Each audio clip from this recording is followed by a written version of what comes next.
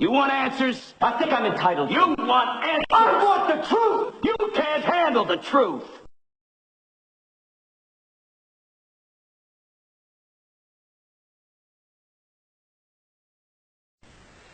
Back in 2004, a Senate inquiry into poverty in Australia was conducted. Many groups, organisations and individuals, including yours truly, lodged submissions.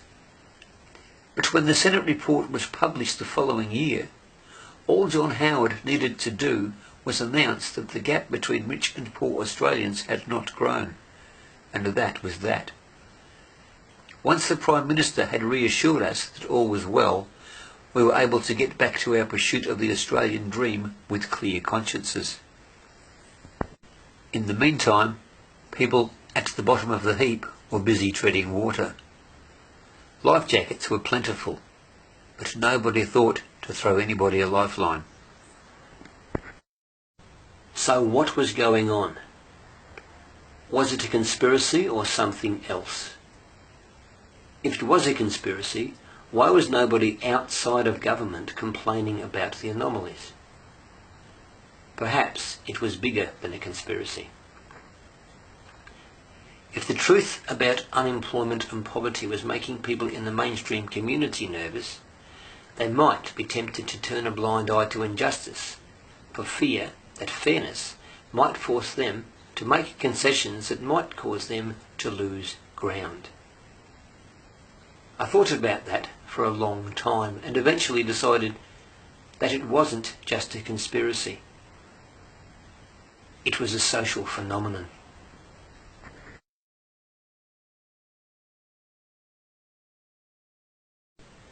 It seems ironic that in a nation where people claim to have worked hard for their comforts, comfortable people appear to lack any real understanding of what struggle is. Perhaps it's easier for us to believe that poverty is a product of personal failings on the part of its victims than confront our own fear of it.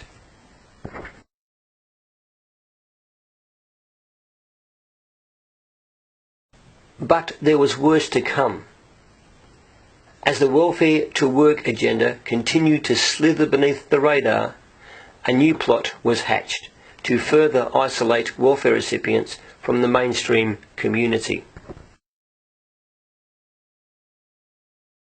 This one took the form of a cashless welfare card that limited where and how people could spend their welfare payments. The idea made some sense when it came to helping drug, alcohol and gambling addicts manage their funds, and that was how it was sold to the public. But when the trials commenced, the subject group in the trial areas had been mysteriously expanded to include all working age welfare recipients. I asked Human Services Minister Alan Tudge to explain this. His response on Facebook was confusing, so I asked him directly at a public meeting about drugs. Very difficult to target very precisely. The second reason being that, particularly in a place like Ceduna where you've got a lot of Aboriginal people, there's a lot of what's called demand sharing. People share the cash. So we're trying to take a lot of the cash out of the welfare community. Later, when the trial period expired, the trials were continued and expanded to other areas. Tudge also suggested that the card be applied to all young unemployed people, then put forward a proposal to attach the card to drug testing across the system.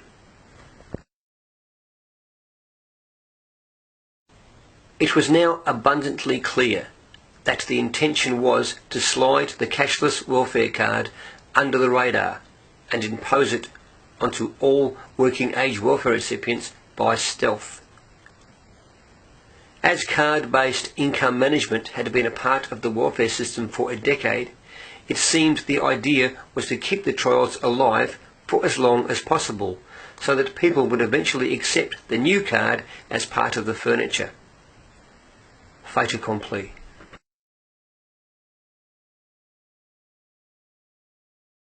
But this time, the spin doctors would not have things all their own way. As growing numbers of people fell victim to the deception, the pattern became more obvious and resistance grew. Through social media, various groups were able to share information, deconstruct the web of lies, and start fighting back. And even though they're calling them trials, we all know that the failed basics card income management that has been going on in the Northern Territory for almost 10 years doesn't work and actually causes more harm than good. No cuts to family payments! Income management! No way! No cuts to family payments! Income management! No way! Income management! No way!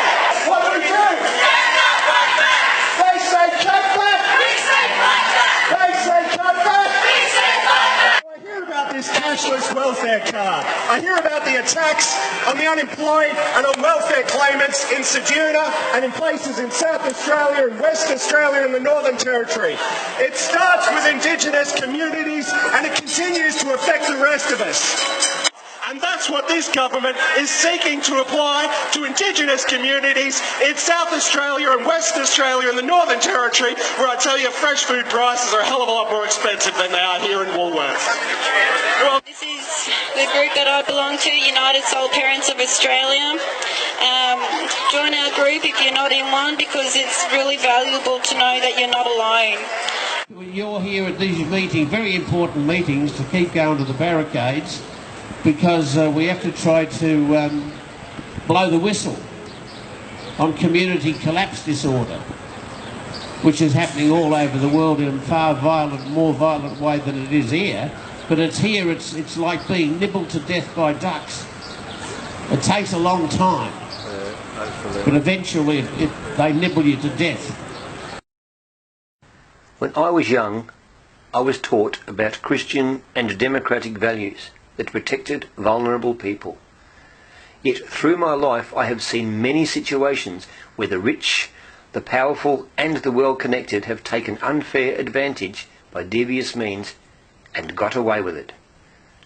Closed shops are everywhere, and mechanisms designed to protect people in ivory towers are used to actively discriminate against people at the bottom.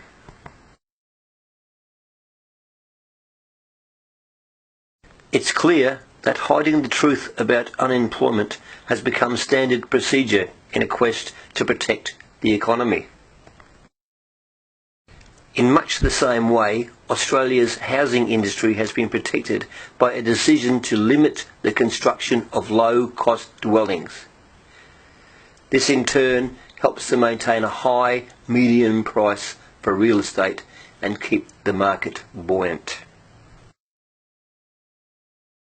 Then there's the question of dysfunction.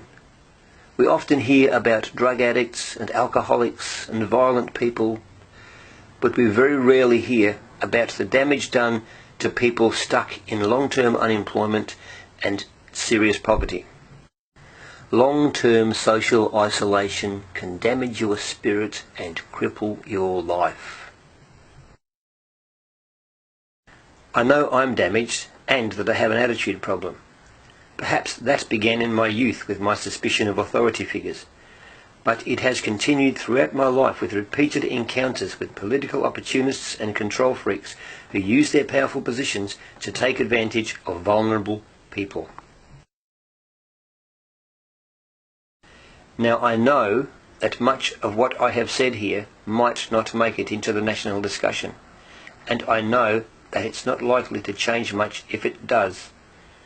But the one thing I hope this little video does is send a message out to each and every welfare recipient in this nation. It's not your fault. I know you want the same thing that I want. A sense of purpose, a sense of belonging, a sense of relevance. And I know there are people in this world who would seek to take that away from you. And this isn't just about looking after the little guy. It's about defending democratic process. If we lose that, all bets are off. You and I lack, in a sense, moral standing when we talk about this issue, because we have never suffered serious long-term unemployment. But guilt is not a good basis for building policy.